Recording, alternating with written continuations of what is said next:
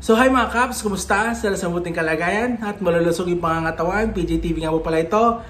Kung hindi ka pa naka-follow, naka-subscribe sa aking YouTube channel, Facebook page, dito ka ano pag hinintay mo? Press the follow, subscribe, paki-like and share. Ha? Tara, umpisahan natin ang video. Ito na nga ba sinasabi ko? Doon sa last upload ko, kung napanood nyo na, nabanggit ko na rin to. Pero ito sa post sa totoo lang extreme. Rodrigo, Paulo, and Sebastian Duterte for senators sa 2025. Kung totoo man ito, napakatrapo na ng mga taong ito. Sabay-sabay magtatakpong senador yung mga Duterte. Malala pa sa mga trapo ang tawag dito, ha? Sabay-sabay, puro Duterte. Ewan ko na lang talaga sa mga kababayan natin dito kung talagang napapaniwala pa kayo ng mga Duterte. Pag ginawa nila to sa 2025, yung pagtakbo ng sabay-sabay, grabe na yan. Halata na masyadong trapo. Ha? Comment down below kung ano masasabi dito sa sabay-sabay yung tatlong Duterte. Kung totoo man ito.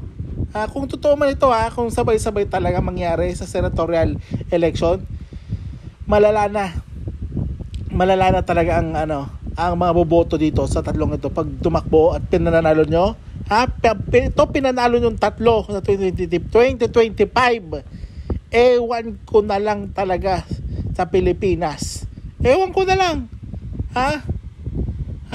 Ato pa sabi niya sa totoo lang, akala ata ng kumag na pamilyang ito sila ang may-ari ng Pilipinas. At maaari na nilang gawing gusto nila. Never again to Duterte. Yan ang post ni sa totoo lang extreme. Tingnan nyo, pag tumakbo at pinapanalo nyo to, itong tatlong to, lalala na talaga at sobrang bobobo nyo na. Ayaw nyo sa mga trapo, tapos kung iboboto nyo pa to, sabay-sabay, ang bobobo nyo na talaga, mga DDS, sa totoo lang.